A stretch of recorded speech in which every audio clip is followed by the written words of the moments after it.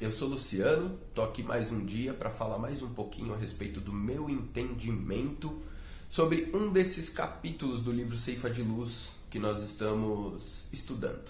Pois bem, hoje eu vou falar a respeito do capítulo 21, intitulado por Emmanuel, O Melhor para Nós. Esse é o nome do capítulo. E como de costume, ele traz lá no cabeçalho um versículo do Novo Testamento, hoje o versículo 6 do capítulo 14 do Evangelho de Mateus, em que Jesus fala o seguinte: porque se perdoardes aos homens as suas ofensas, também vosso Pai Celeste vos perdoará. Ou seja, o intuito do capítulo de hoje é falar a respeito de uma coisinha chamada perdão.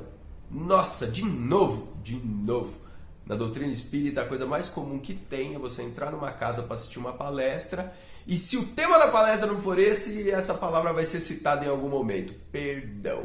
Por quê? Porque é importante, só por isso. Porque é extremamente importante para nós perdoar. Né? Quando Jesus esteve aqui na Terra, Jesus nada mais trouxe do que um manual de conduta para nós, de como nós deveríamos agir para o nosso próprio bem e para o bem próximo da humanidade como um todo, para ser feliz. Jesus veio aqui ensinar a gente como ser felizes, como sermos felizes. E para começar a falar, hoje eu quero citar o livro que isso é uma opinião pessoal, para mim o livro mais inteligente que eu já li em toda a minha vida, que se chama O Livro dos Espíritos, de Allan Kardec. O primeiro livro dos 5 da codificação.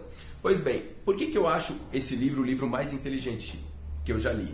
Porque ele contém 1019 perguntas feitas, elaboradas por Allan Kardec e dirigidas a espíritos de altíssima hierarquia, as quais esses espíritos dão respostas inteligentíssimas sobre os mais variados temas. E é por isso que foi o livro que mais me acrescentou na minha trajetória, né, conhecimento mesmo, o Livro dos Espíritos. Tá todo mundo cansado de ouvir falar? Algumas perguntas são meio chave, né? São meio batida, né? A gente sempre cita meio que as mesmas perguntas, né? E hoje eu não vou fazer diferente, hoje eu vou citar a primeira pergunta do Livro dos Espíritos, né? Na qual Kardec pergunta assim: quem é Deus? Ele pede aos espíritos, a esses espíritos de alta hierarquia, um conceito da divindade, do Criador, o que seria Deus. E os espíritos respondem de uma forma extremamente curta e grossa: Deus é a inteligência suprema, a causa primeira de todas as coisas. Ou seja, nada veio antes de Deus e nada é mais inteligente que Deus. Daí eu consigo até tirar uma primeira conclusão, que é até uma fala que Jesus disse certa vez, que não cai uma folha de uma árvore sem a permissão de Deus. Por quê? Porque Deus é a inteligência suprema e a causa primeira de todas as coisas. Ou seja, tudo que acontece no universo, cuidado, não é a vontade dele, mas tem a permissão dele para que aconteça. E eu digo que não é a vontade dele porque uma das coisas que ele deu para nós é uma coisinha chamada livre-arbítrio. O ser humano é livre. Então, quando algo se passa em qualquer parte da criação, está sendo visto por Deus, está tendo a permissão dele para que aconteça, mas não necessariamente é a vontade dele que aquilo aconteça. Ok. Só isso que dá para saber a respeito de Deus? Não. Os espíritos nos falam mais uma coisinha a respeito de Deus, né? A gente pode ter esse conceito simples dele, que não dá para elaborar muito mais. Nosso atual estágio evolutivo não permite compreender muito mais a respeito do conceito de Deus, mas a gente pode estudar uma coisa chamada atributos de Deus. Então, os espíritos vão falar a respeito de alguns dos atributos dessa divindade. O primeiro deles é que Deus é eterno, ou seja, Deus não foi criado por nada nem ninguém. Deus sempre existiu e sempre existirá. Não teve começo, nem terá um fim. Ah, igual a nós, espíritos? Não, nós não somos eternos. Eternos é só Deus. Nós somos imortais. Existe uma diferença. Eterno não teve início e nem terá fim.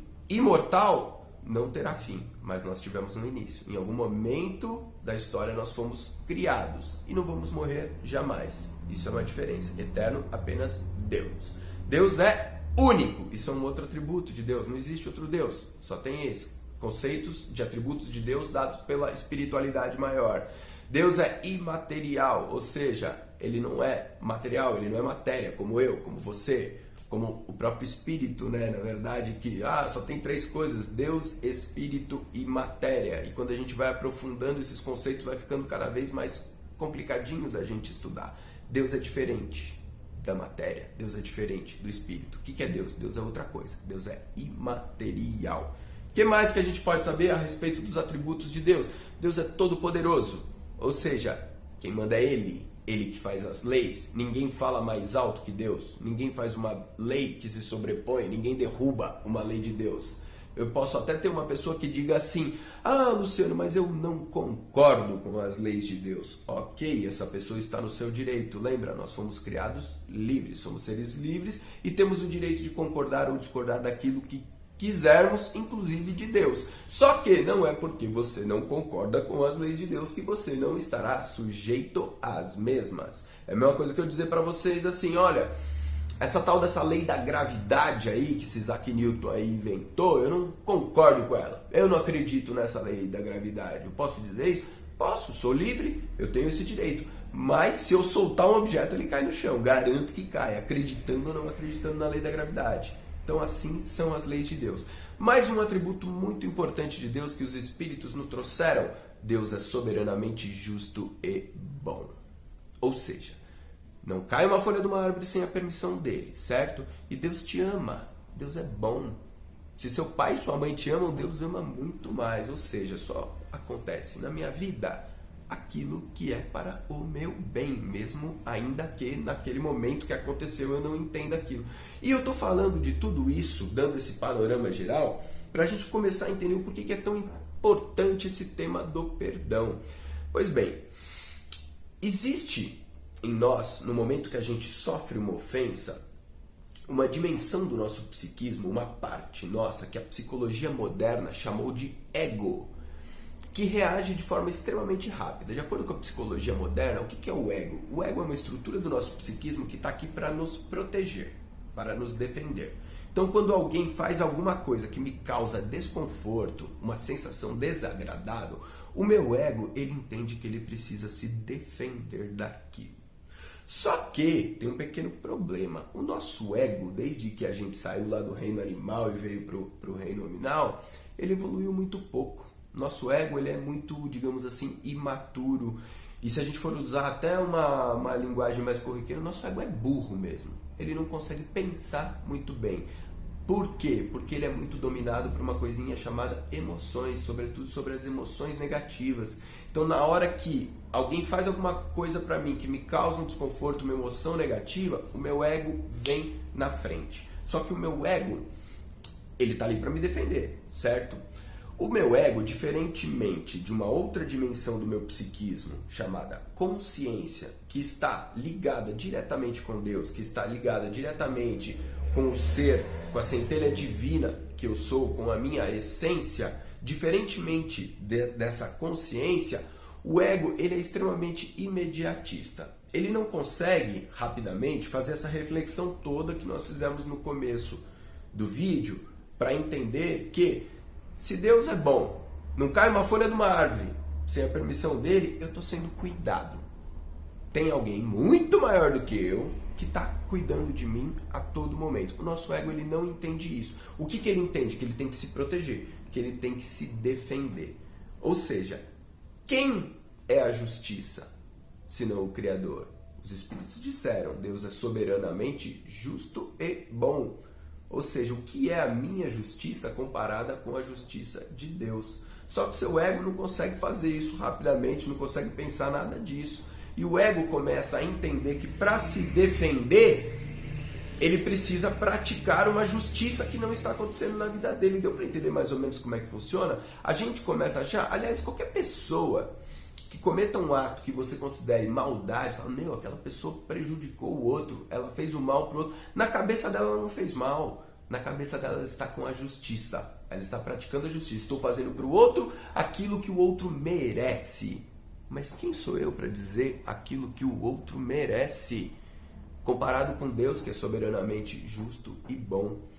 Então, quando Jesus veio à Terra, ele pode até não ter usado esses mesmos termos que a psicologia moderna usa, mas o que ele tentava com toda certeza era trazer para nós a consciência, fazer com que a gente transmutasse isso que hoje a gente conhece como ego, para poder deixar florescer o ser maior que habita em nós, a divindade, que ama, que confia que Deus é bom, confia que Deus é justo, confia que só acontece comigo aquilo que é para o meu melhor.